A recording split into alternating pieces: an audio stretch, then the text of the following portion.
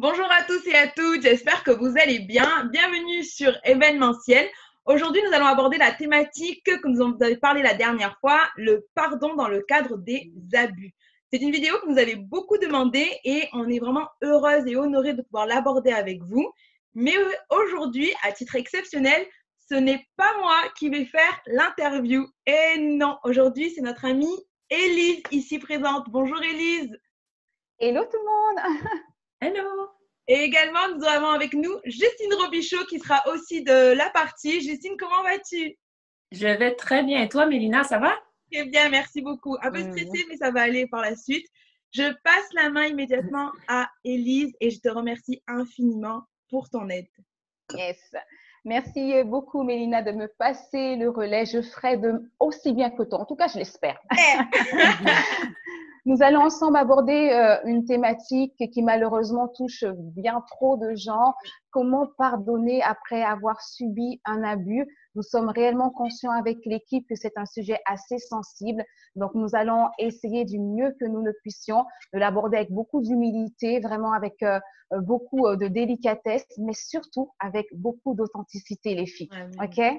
Yes. Nous avons aussi prié pour ce moment et nous croyons que c'est un rendez-vous divin, que le Saint-Esprit va remplir beaucoup d'entre vous. Il va vous embrasser également de tout son amour.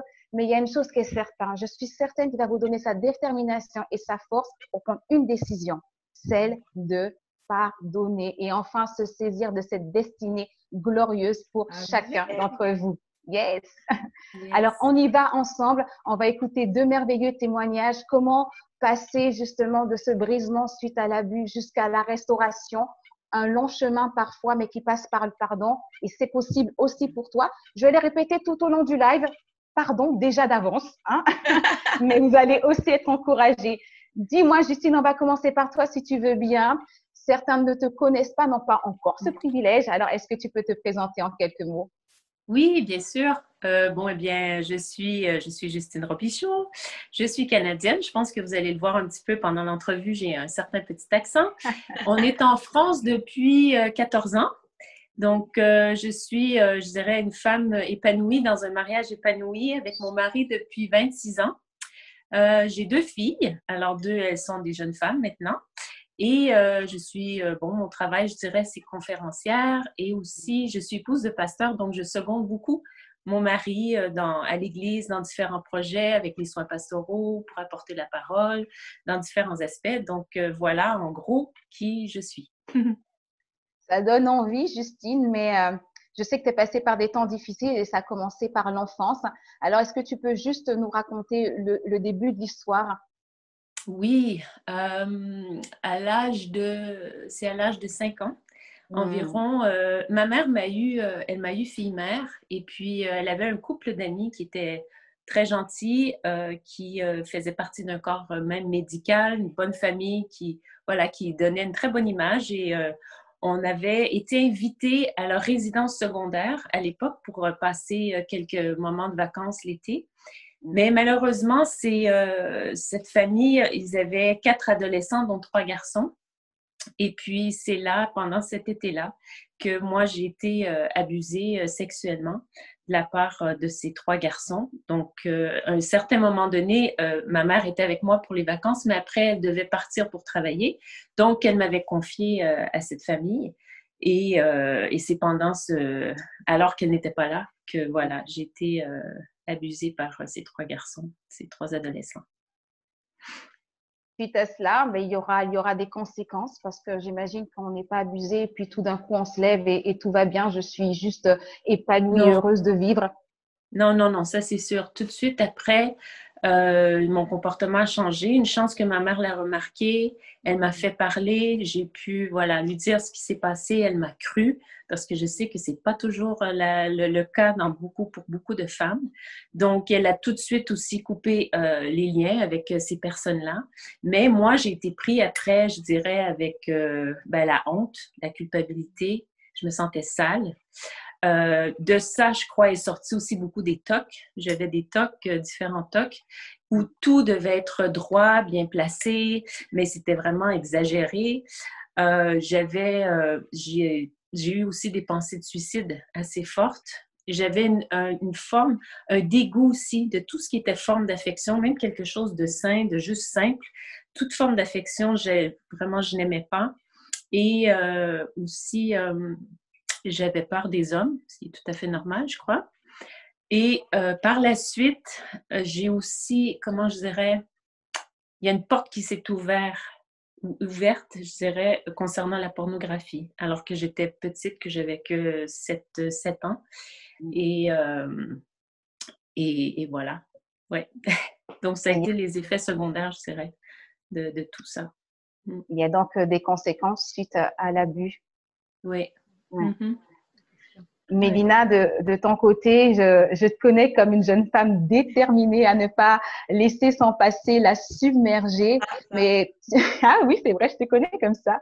Donc, du coup, je sais très bien qu'on ne passe pas de la victime d'abus à cette femme juste épanouie que tu es aujourd'hui. Il y a un cheminement. Mais avant d'en parler, est-ce que tu peux nous raconter toi aussi où commence ton histoire? Moi, mon histoire, elle a commencé, c'est assez. Je ne vais pas forcément rentrer dans les détails, tu me connais assez pour savoir que vraiment c'est l'avant qui m'intéresse. Pour moi, c'est du passé. Mais en effet, moi aussi, j'ai été victime d'abus. Moi, ça a duré de mes 8 à mes 13 ans à peu près. C'est paradoxal, mais en effet, autant j'ai pas eu du tout les mêmes certaines réactions comme Justine, autant j'ai eu les mêmes tocs. J'ai eu des tocs, j'ai eu la honte, j'ai eu la culpabilité. Ma première tentative de suicide, je crois que j'avais une dizaine d'années. La deuxième, je dois avoir à peu près 15 ans. Et la dernière qui a failli m'être fatale, j'avais 21 ans. Donc, voilà, il y avait ce syndrome-là qui était là, le dégoût. Moi, la haine des hommes, mais c'était vraiment une haine violente. J'étais vraiment... C'était de la haine. C'était même pas du rejet ou du dégoût. C'est purement de la haine. Et je dois avouer aussi que ça m'a réveillé une chose qui m'a aidée parce que moi, quand j'ai eu 13 ans, en fait, j'ai tenu tête à mon agresseur et je me suis positionnée. J'étais sûre de mourir ce jour-là, mais j'étais positionnée en mode, je sais pas, il y a quelque chose en moi qui s'est inscrit en disant, bah, vaut mieux mourir. La menace, c'était ça, c'est tu te tais et ou je vais te tuer. Et ben en fait, à un moment donné, j'ai dit, bah, je préfère mourir. Si vivre, c'est juste vivre pour subir ça, que quelqu'un te marche dessus, tu as l'impression d'être une serpillère. Et non, je dis, bah, alors je vais mourir, mais je vais me battre. Je veux dire, je vais pas me laisser mourir bêtement. Je vais me battre. Et j'avais 13 ans, je me parce qu'aujourd'hui, j'ai quand même un gabarit qui permet de dire on va se battre, tu vois. Ouais. Mais concrètement, à l'époque, je devais faire 1m46, un bon 56 000 kilos tout mouillé. J'étais petite, j'étais frêle, mais j'avais déjà en moi cette décision, cette force de caractère qui disait je préfère mourir que de subir ça. Je sais pas pourquoi, mais c'était vraiment inscrit en moi. Je dis je ne suis pas née pour ça, et si c'est ça que je dois vivre, ben, je préfère que ma vie s'arrête. Par contre, contrairement à Justine, moi, par contre, j'ai eu un rejet de tout ce qui était pornographique parce que, en fait, on m'obligeait à les regarder et on les reproduisait sur moi. Et donc, du coup, ça fait comme un espèce de.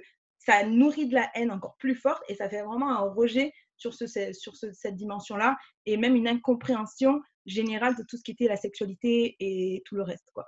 Et évidemment, je ne sais pas si toi aussi, Justine, ça te l'a fait, mais l'incompréhension quand mon corps a commencé à se développer et à lui-même avoir des désirs. Là, je me suis sentie encore plus coupable, encore plus... c'est ma faute, en fait. J'ai cherché, c'est pas possible. Alors que non, c'est Dieu a créé les choses de manière à ce que oui, que tu aies du désir, que tes hormones fonctionnent et en fait, moi, ça m'a déstabilisée et je me suis sentie encore plus sale, plus humiliée, plus...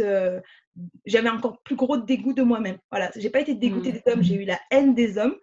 Et même les gestes d'affection. Moi, je voyais des parents qui faisaient des bisous à leurs enfants. Moi aussi. Comme, mais qu'est-ce que tu fais? Vous faites des trucs comme ça, c'est dégueulasse. Et vraiment, c'était ça. Par contre, j'ai eu un gros dégoût de ma personne, de mon corps, et un manque de respect pour mon corps, en fait. De toute façon, vu ce qu'il avait subi, je me disais... ouais.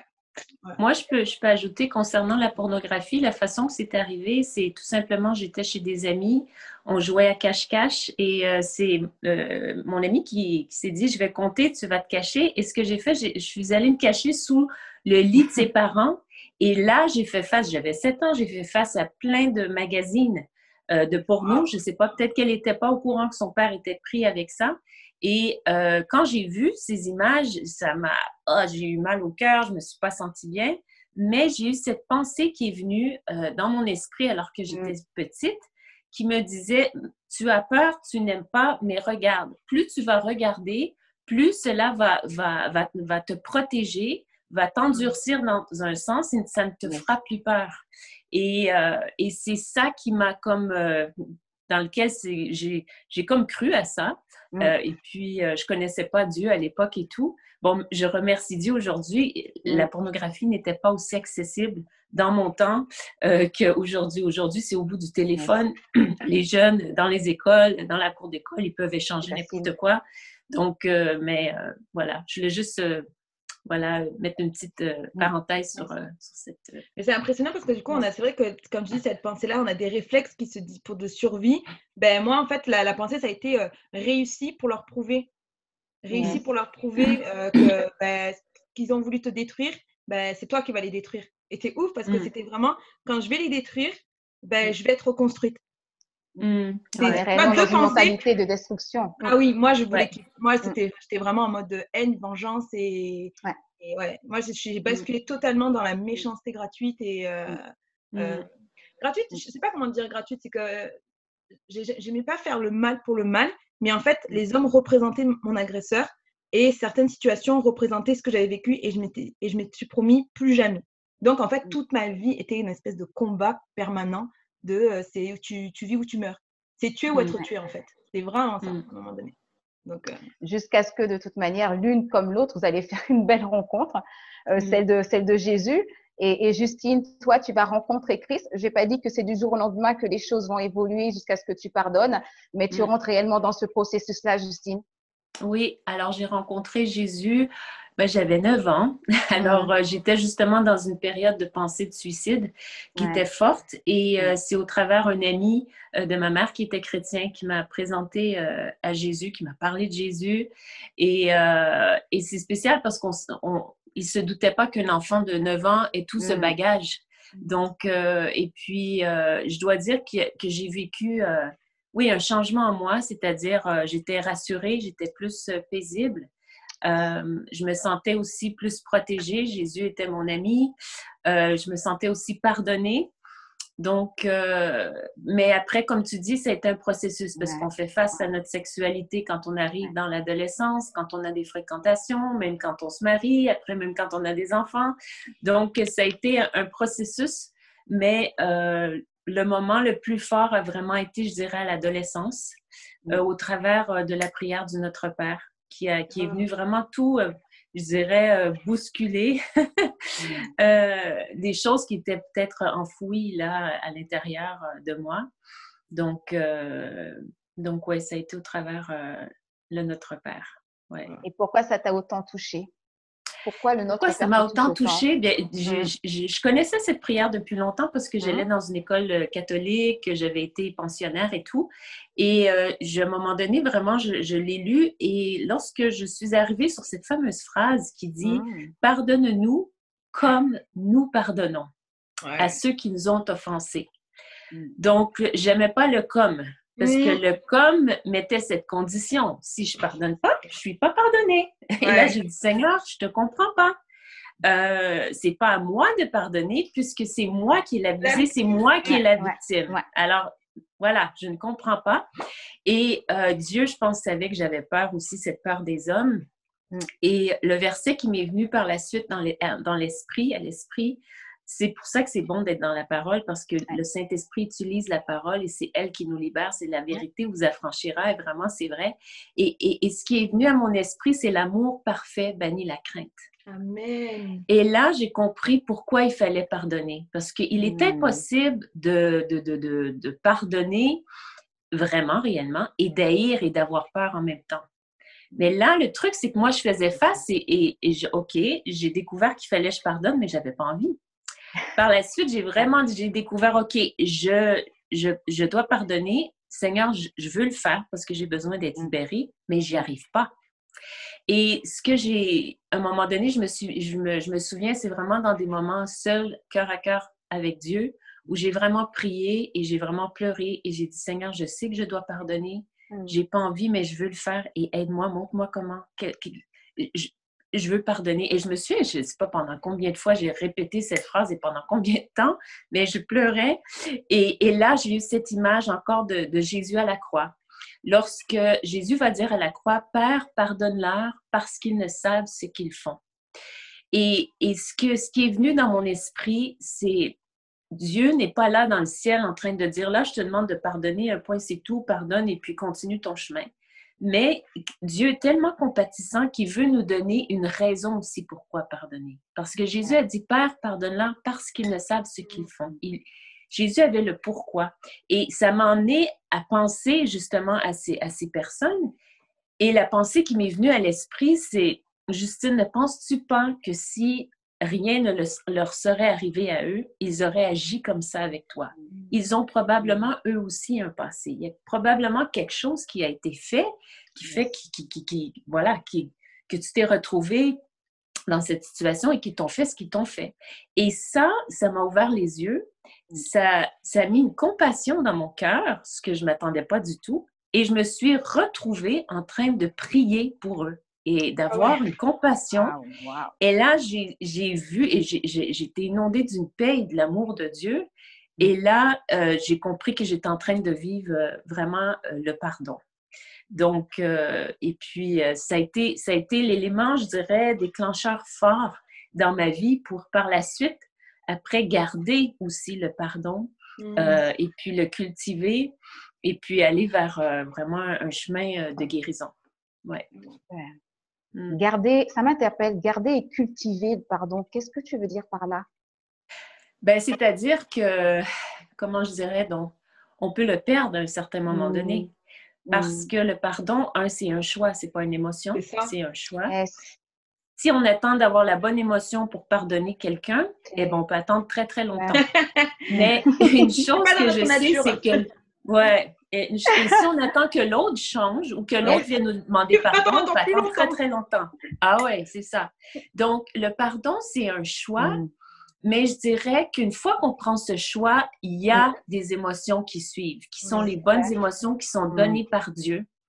Et on peut le perdre si on retourne en arrière, si on décide de nourrir justement une amertume ou une rancune, si on décide de réouvrir les placards, si on décide aussi de prêter davantage des mauvaises intentions. Et voilà. Donc, on peut le perdre. Et ça, c'est pas juste face à l'abus, hein, c'est face avec n'importe quelle situation dans la vie. Donc, ouais.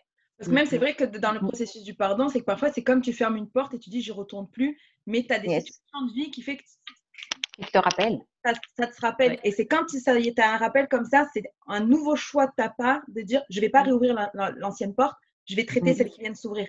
Je vais traiter là, à l'instant » et de rester dans cette dimension de « on a déjà décidé de pardonner ». Et ce n'est pas toujours de repositionner ce pardon, surtout quand tu as une personne en face qui n'a pas changé. Parce qu'attention, on l'a déjà dit dans la vidéo, mais je tout à fait. Pardonner et restaurer la relation, c'est deux choses différentes.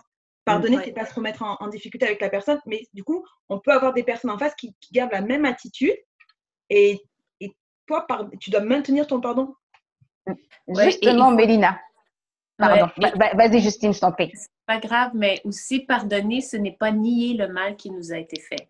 Exact. Parce qu'il y a beaucoup de gens qui, je dirais, on dirait que pour eux, c'est de ne pas faire face à la situation, c'est de nier le mal qui leur a été fait, alors qu'il n'y a rien de mal à dire à la personne, tu m'as fait mal, tu vois. Il ne faut pas se dire, je te demande pardon, tu vois. Non, c'est important parce que plusieurs personnes, parfois, pensent que le fait de nier la chose, c'est de pardonner. Non, et justement, Mélina, tu as été confrontée à ça. Dieu a été te chercher au moment où tu en avais le plus besoin. Cette fois-ci, tu as bien voulu saisir sa main. Qu'est-ce qui va prendre place pour toi par la suite? Je ne sais pas comment vous expliquer, mais quand vous passez l'adolescence, c'est une période déjà difficile. L'enfance, encore, c'est perturbant, mais en moins, on n'a pas le défi des hormones, je trouve. Après, l'adolescence, c'est comme si ça amplifiait tout ce que vous avez eu enfant, bon ou mauvais, ça l'amplifie. Et c'est là où ça peut créer un croisement de chemin qui est un peu étrange. Et j'ai passé toute je vous disais, c'était tuer ou être tué. J'avais une rage, une haine, une colère.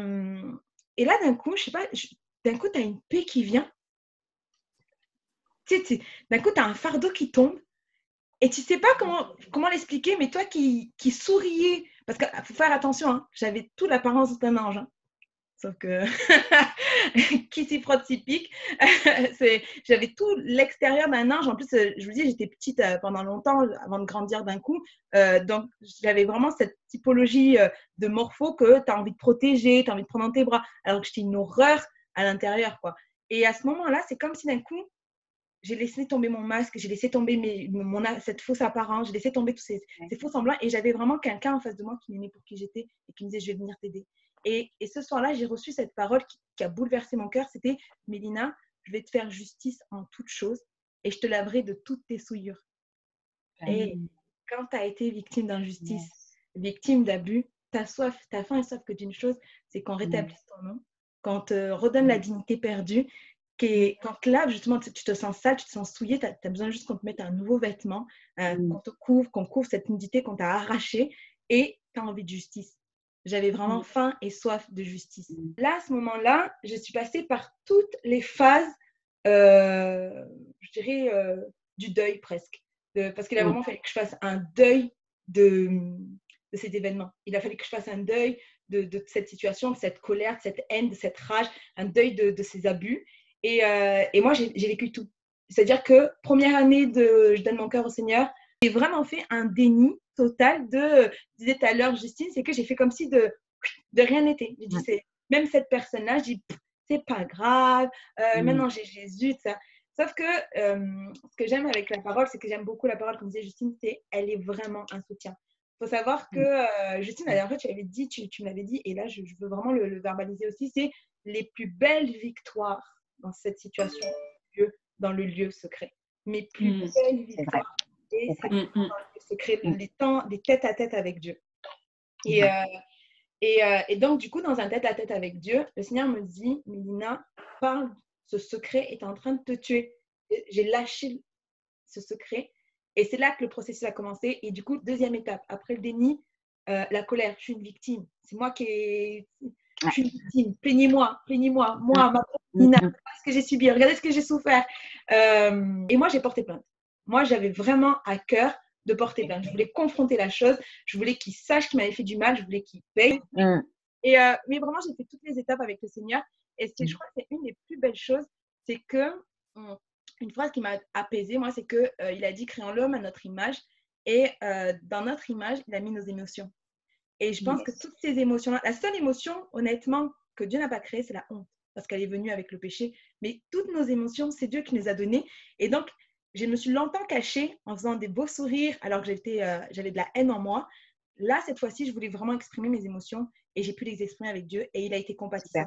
Il a pris le temps à chaque étape. Et quand j'ai porté plainte, moi, mon dossier, il a été traité sans suite.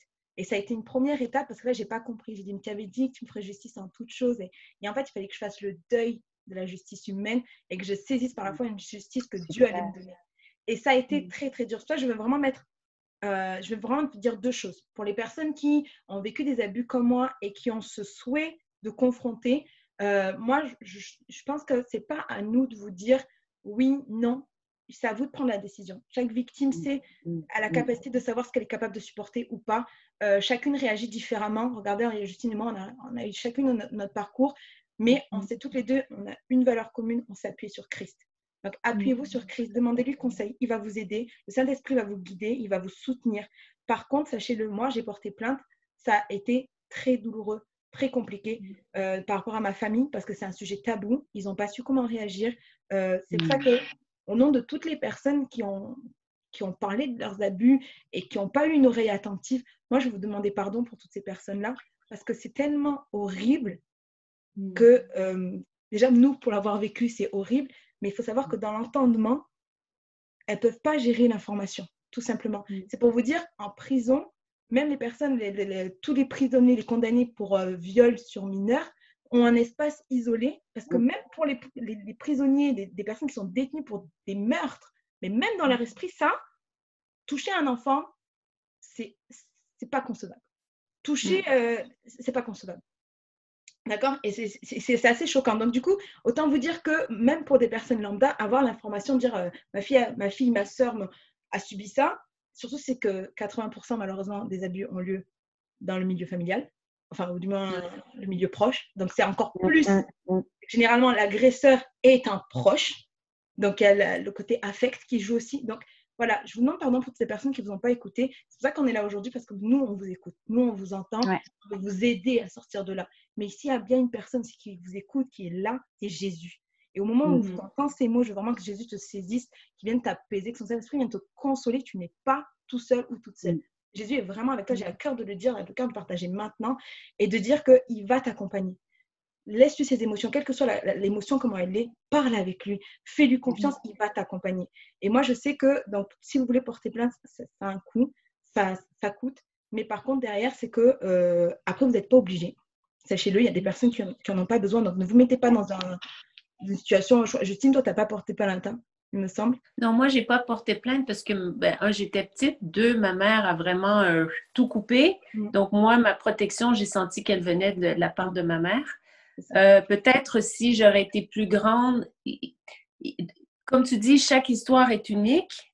Aussi, il faut quand même réfléchir à est-ce que cette personne peut faire du mal encore à d'autres. Oui. Donc, il faut penser aux autres personnes parce que, voilà, c'est du cas par cas. Et je sais que ça ne doit pas être évident de porter plainte, surtout quand c'est quelqu'un de proche et qui fait partie aussi de la famille. Mais c'est du cas par cas, mais il faut quand même réfléchir à savoir est-ce que ça va arriver à d'autres personnes, ça? Est-ce que la personne est-elle consciente du mal qu'elle a fait et est-ce que mon silence va faire en sorte qu'il y en a d'autres qui vont être abusés par la suite aussi. Donc, en tout cas, ce qui est bel et bien important, que ce soit pour l'une ou pour l'autre, vous êtes confié à quelqu'un. Vous ne l'avez pas gardé, vous ne l'avez pas laissé enfoui. Même si vous l'avez reconnu l'une et l'autre, à un moment donné, vous avez parlé à quelqu'un.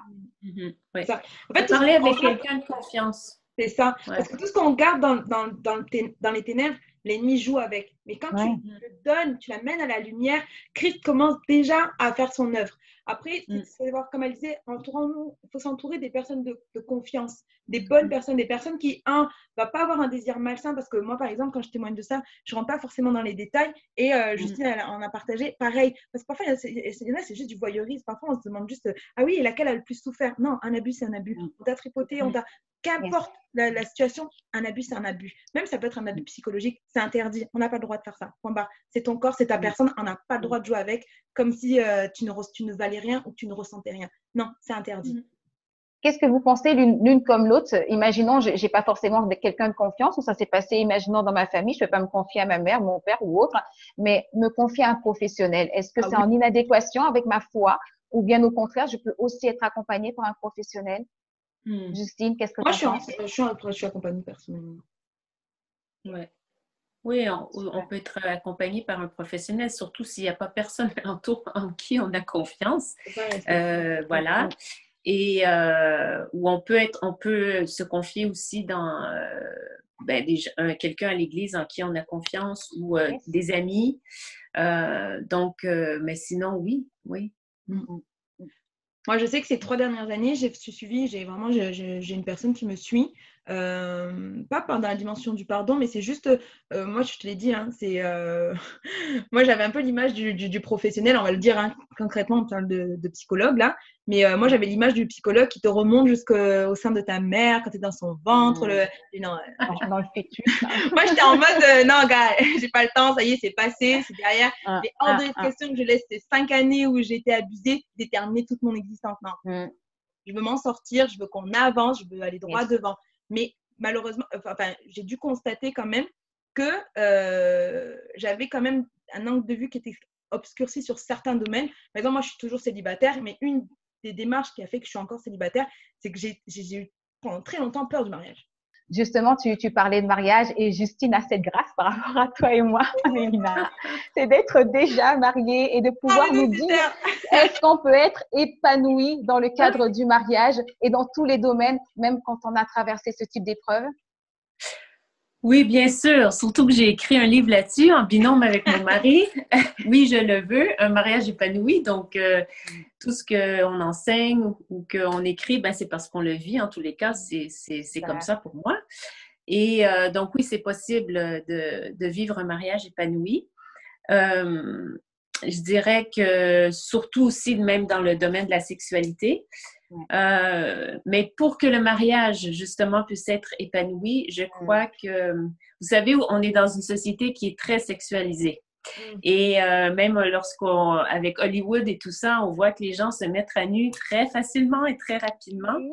Et malheureusement, la mise à nu la plus importante, je dirais, c'est celle de son cœur, celle de son passé, celle de son bagage, je dirais, sexuel, parce qu'on en a tous un, qu'on ait été abusé ou pas, qu'on ait été trop loin ou pas, qu'on soit dans la pureté totale ou pas, on a quand même tous un bagage.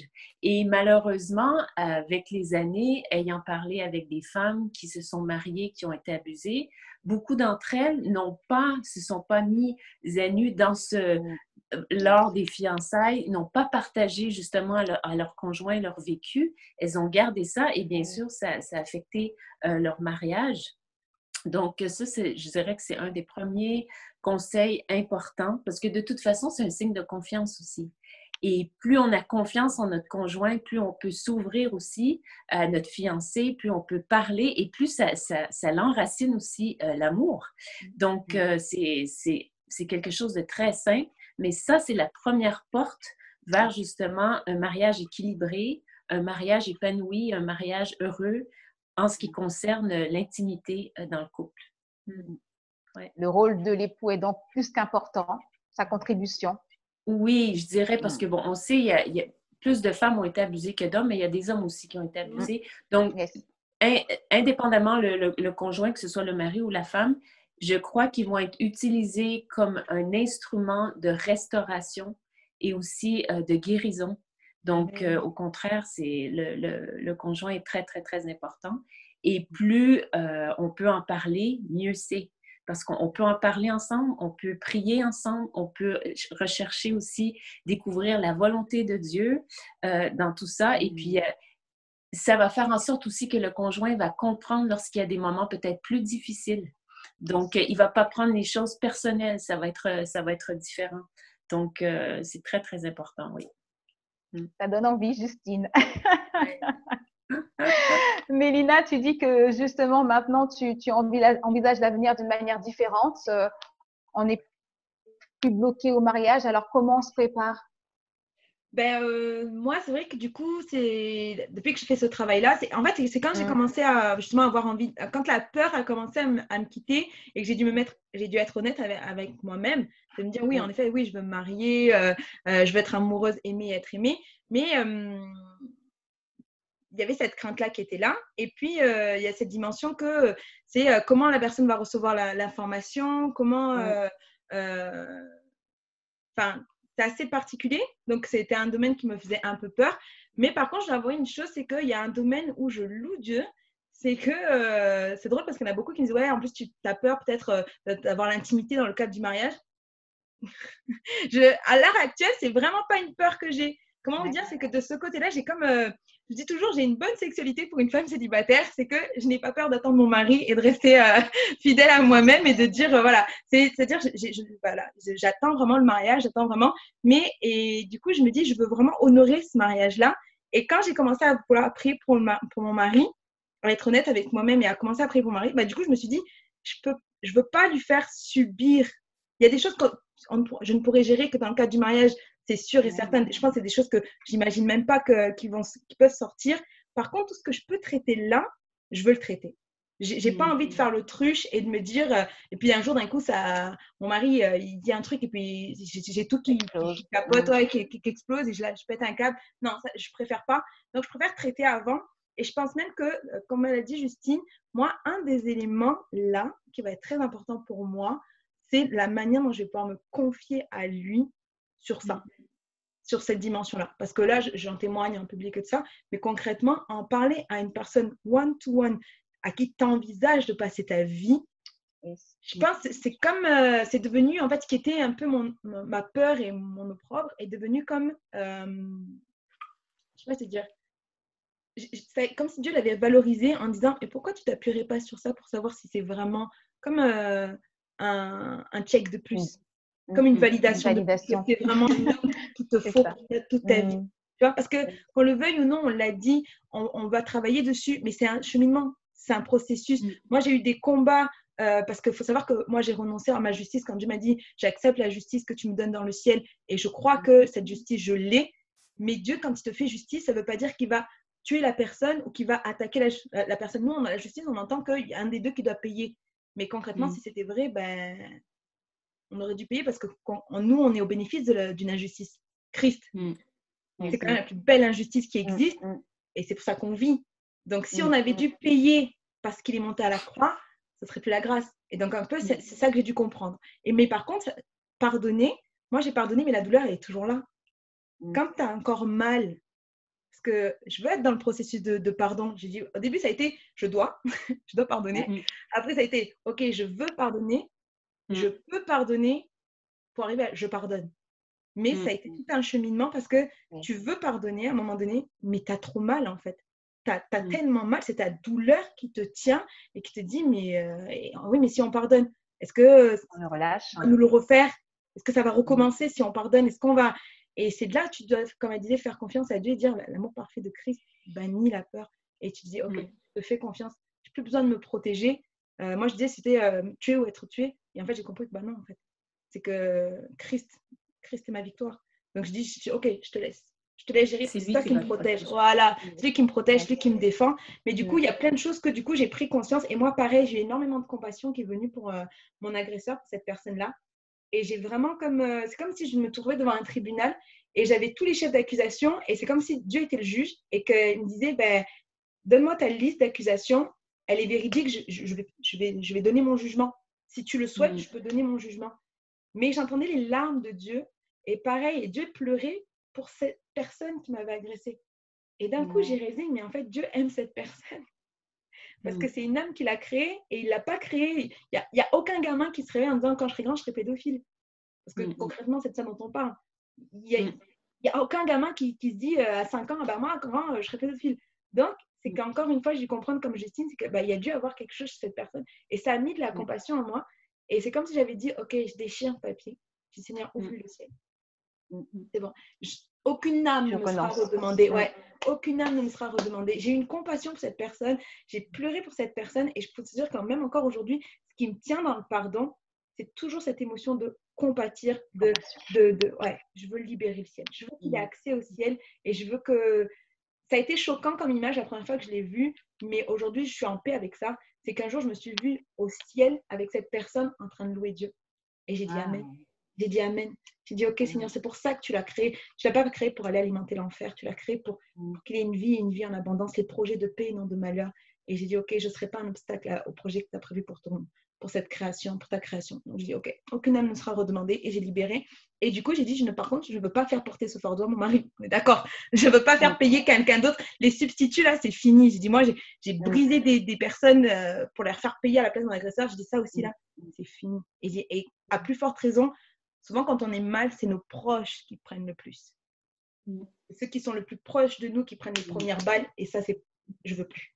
Donc, du coup, voilà, c'est pour ça que je me fais aider, j'ai un suivi et que vraiment, je crois que Dieu fait des belles choses. Par contre, moi, j'avais une question pour Justine. Je sais que c'est pas moi qui pose des questions, mais... Non, vas-y, je t'en prie. c'est que tu as des filles. Oui, c'était la prochaine question. Tu as des filles. Ouais, parce que depuis tout à l'heure, je suis bloquée dessus encore. Et je dis, mais je veux savoir, parce qu'effectivement, quand on passe par là et qu'on est maman et on a des filles, est-ce qu'on rentre pas dans de la surprotection parce que justement, il y a peut-être des craintes qui remontent à la surface et qu'on ait envie, comme dit Mélina, d'ouvrir le placard de derrière parce que ça nous rappelle des choses. Qu'est-ce qui se passe pour toi, Justine? Oui, c'est sûr, il y a certaines appréhensions. Quand je vous disais que c'est un processus, le mariage a été un processus de guérison. Et là, après ça, moi, j'ai toujours voulu des garçons et Dieu a fait en sorte que j'ai eu deux filles, deux jolies filles très gentilles et tout. Et bien sûr, j'ai eu des appréhensions et sur le coup, je me disais, Seigneur, est-ce qu'elles vont vivre ce que j'ai vécu et tout? Et comment ne pas devenir paranoïaque aussi et se dire comment ne pas les mettre sous une chape?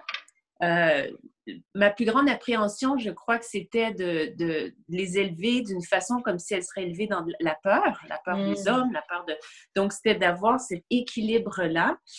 Et tout est dans la parole. Le Seigneur veut. Moi, j'aime trop parce que c'est écrit dans la Bible, le Saint-Esprit vous enseignera toutes choses. Et j'aime bien que c'est écrit toutes choses. Donc, ça veut dire qu'il ne va pas juste nous enseigner comment prier, comment lire notre Bible, comment tout ça, mais toutes choses, ça veut dire toutes les choses dont moi, peut-être, j'ai mes limites à cause de mon passé, eh bien, lui, il va ajouter, il va me montrer comment, voilà. Et puis, je peux dire que c'est ce qui m'est arrivé. Et ça m'a beaucoup encouragée. Mais Dieu m'a donné une parole concernant mes filles. Et ça semble drôle, la parole qu'il m'a donnée, le verset, l'histoire qu'il a utilisée. C'est une des histoires que j'aimais le moins dans la Bible, qui est l'histoire de Lot dans Sodome et Gomorrhe. Et Lot, justement, j'aime pas ce père parce que franchement, ce qu'il fait, c'est juste pour mettre dans le contexte, il y en a certains qui ne connaissent pas, qui nous écoutent puis qui disent ben, c'est quoi l'histoire de Lot? Donc, Lot, c'est cet homme qui est un juste, mais qui n'est pas le plus grand au point de vue perfection spirituelle. Je ne sais pas, il n'est peut-être pas comme Abraham. Et puis, Lot, il est dans cette ville de Sodome et Gomorrhe. Et Sodome et Gomorrhe est tellement perverti que la Bible nous dit que littéralement, les enfants ainsi que les vieillards ils vivent dans la débauche. Ils cherchent à coucher à droite et à gauche. Et il y a 2 anges que Dieu va envoyer dans la ville pour apporter un jugement dans la ville. Dieu envoie ces anges pour sortir justement Lot et toute sa famille pour les protéger. Et puis, ce qui se passe, c'est que tous les gens de la ville vont venir autour de la maison de Lot et ils vont chercher, ils vont avoir des relations sexuelles avec eux. Et puis, Lot, ce qu'il va faire, il veut tellement protéger les anges de la ville. Vous le lirez, c'est dans Genèse 19. Lot va sortir et il va dire cette phrase. Il va dire, ne faites pas du mal à ces hommes qui sont arrivés, mais il va dire, j'ai ici mes 2 filles qui sont encore vierges. Et la première fois que j'ai lu ça, je me suis dit, non, mais c'est un père qui manque de courage, il n'y a pas de discernement. Voilà. Et, je l'aurais frappé. C'est ça. Pardon? Mais je me suis dit, Seigneur, pourquoi c'est dans la parole, ça? Tu vois, quand même, c'est dans ta parole. Et Dieu m'a ouvert les yeux et j'ai vu complètement autrement ce verset. Et le Seigneur m'a dit, regarde, Justine, c'est mal, c'est pas bien ce qu'il fait comme père, bien sûr. Et Dieu ne l'a pas permis parce que les anges ont aveuglé toute la foule et il n'y a pas personne qui a touché à un cheveu de ses filles. Mais ce qui est beau, c'est que quand même, Lot va dire, mes filles sont encore vierges. Elles ont grandi dans Sodome et Gomorrhe. Elles auraient pu être abusées, elles auraient pu vraiment aller dans une débauche incroyable. Et Dieu les a gardées intactes, préservées. Et ça, c'est venu me toucher. Je me suis dit, Seigneur, si en plein Sodome et Gomorrhe, avec un homme qui n'était peut-être pas l'homme de Dieu, the person de l'époque, tu vois, à faire des miracles, mais tu t'en lis cette protection-là quand même, tu vois. Et moi, je ne savais pas, mais à l'époque, j'étais au Québec. À l'époque, j'étais au Québec et je ne savais pas qu'on était pour être appelé en France. Et quand même, la France, il faut se le dire, c'est connu pour le libertinage depuis des siècles. Et je me suis dit, j'avais presque l'impression, je vais me retrouver un peu dans une situation, tu vois. Mais Dieu est bon parce qu'il m'a donné cette parole-là. Donc, je me suis appuyée premièrement sur sa parole et je me suis dit, la première chose que je dois croire, c'est que c'est Dieu qui va protéger mes filles. Par la suite, bien sûr, la Bible, c'est notre GPS. Et au travers de la Bible, je dirais que Dieu est très terre-à-terre et il nous donne du GBS, ce qui veut dire du gros bon sens. Donc, c'est pas juste que je prie pour mes filles et je me dis, Seigneur, tu les protèges, mais c'est de les équiper. Amen. Et c'est au fur et à mesure qu'elles grandissent, avec leur pédagogie, avec leur âge, je leur ai fait des petites mises en situation. Je vous donne un exemple. Par exemple, lorsqu'elles étaient petites, il y avait beaucoup d'enlèvements et d'agressions envers les enfants à Longueuil. Et à un moment donné, j'ai dit, il faut quand même équiper un peu les filles, tu vois. Et je leur ai juste parlé comment est-ce qu'il faut faire attention. Tu ne parles pas avec des gens que tu ne connais pas. Tu ne parles pas à des gens aussi qui ne connaissent pas papa et maman, que ce soit dans la rue, les voisins ou à l'église, tu vois. Aussi, par exemple, je disais, des fois, il y a des gens qui ne seront pas gentils avec les enfants, mais ils ont l'air gentils. Ils peuvent avoir même un petit chiot, ils peuvent avoir des bonbons, ils peuvent avoir un joli petit pull de Mickey qui va t'attirer. Ils vont te dire « Ah oui, je connais bien ton papa et ta maman, viens ici. » Donc, je faisais des mises en situation parce qu'il y avait des cas d'enlèvement à l'époque pendant ce temps-là. Et après, au fur et à mesure, c'est vers l'âge de 9-10 ans qu'elles ont eu 9-10 ans, parce que je devais donner mon témoignage aussi, que je leur ai partagé. Je n'ai pas donné de détails, mais je leur ai dit ce qui m'était arrivé parce que je ne voulais pas non plus créer de la peur. Et puis, par la suite, en grandissant, bien sûr, on a discuté ensemble de vraies choses. C'est-à-dire, il ne faut pas qu'il y ait aucun sujet tabou. Donc, c'est important qu'il puisse y avoir le dialogue. Puis, on a parlé, bien sûr, donner des bons conseils et puis d'expliquer comment l'homme est fait. L'homme, voilà, c'est la vue, voilà, qui donne des envies. Donc, pourquoi c'est important d'être sobre? Pourquoi Dieu, dans la parole de Dieu, il encourage la femme à être sobre? C'est quoi être sobre aussi? En passant, je fais une pub, mais si vous voulez entendre quelque chose, juste une belle étude là-dessus, c'est Sarah Marvan sur Internet, sur YouTube. Elle fait ce petit clip sur comment faire pour être belle et elle explique vraiment bien justement cette thématique-là. Donc, je vous encourage à l'écouter. Mais donc, c'est tout ça que j'ai pu, au fur et à mesure voilà, des années, mettre en place avec les filles. Et juste qu'elles utilisent leur GBS. Et puis, et juste qu'elles soient conscientes de l'environnement qui les entoure aussi. Je dirais surtout sur Paris, dans les transports et tout. Oui, tu peux écouter ta musique, mais remarquez, les filles, des fois, elles me le disent, maman, on change de wagon. Des fois, il y a 3-4 gars qui arrivent, ils te regardent d'une façon qui te déshabille, même si tu es sobre. OK, on change de wagon. Et tu vois, juste pour faire attention, quoi, sans nécessairement paranoïer. Et puis. L'idée, c'est de poser un cadre afin qu'elles se sentent libres aussi de pouvoir grandir et s'épanouir dans leur identité propre. Hein. Exactement, et qu'elles aient des belles fréquentations. Super. Comme là, mon aînée, elle fréquente un jeune homme, ils se sont fiancés, ils vont se marier. Donc, tout ça, tu vois, c'est de pas, parce qu'on ne veut pas leur donner la peur des hommes et dire les hommes sont tous comme ça. Surtout pas. Donc, il faut vraiment chercher à avoir un équilibre et leur expliquer aussi qu'en même temps, la sexualité, c'est quelque chose de beau, de pur, et que c'est Dieu qui l'a créé. Amen. Donc voilà. En gros, voilà. Ça. Ouais. Les filles, vous savez que le temps passe vite. On est déjà arrivé à la fin de ce merveilleux moment. Mais je ne voulais pas qu'on se quitte déjà sans prier. Mais avant, Mélina, est-ce que tu auras peut-être quelques mots d'encouragement? Oui, moi, vraiment, c'est de dire que ce verset-là, car je connais les projets que j'ai formés sur vous, projets de paix et non de malheur, pour vous apporter un avenir et une espérance. Et là, ça continue, vous m'invoquerez et je vous réponds. Quand on invoque Dieu, quand on lui demande, il répond. Il répond à la situation.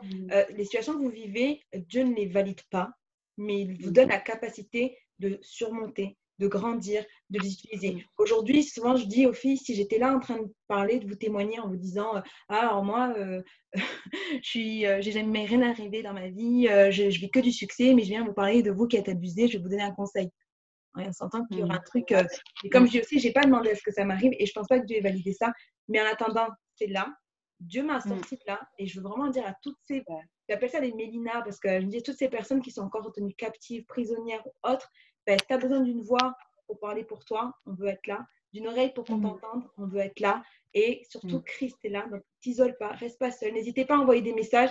On a parlé de différentes situations. Si vous avez besoin de personnes qui vous aident, qui vous suivent ou autres, allez-y sur le site événementiel. Je fais un peu de pub aussi, mais sur le site événementiel, vous avez des noms de thérapeutes chrétiens.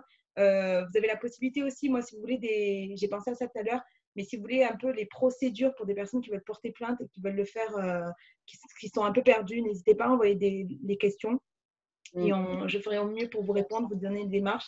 Et voilà, restez pas seul et surtout que, croyez-le, Christ est vraiment de votre côté. Il vous aime et il va vous aider à avoir cette vie en abondance. Vous y êtes éligible. D'accord? Vous êtes validé par le Père. Voilà. Super, merci beaucoup, Mélina. Et toi, Justine, est-ce que tu aurais juste quelques mots à partager, quelques mots d'encouragement pour ceux qui nous écoutent? Ben, je suis bien interpellée par le même verset, justement, que Mélina a partagé. C'est vrai que Dieu a vraiment des projets de paix et non de malheur pour nous. Et une chose toute simple que je peux vous dire, c'est ce que Dieu a fait pour moi, il peut et veut le faire pour toi. Amen. Il va peut-être pas s'y prendre de la même façon, avec même les mêmes versets, mais je sais Dieu est le meilleur, il sait comment nous parler. Il sait parler français, il sait parler à notre cœur, il sait capter notre attention aussi.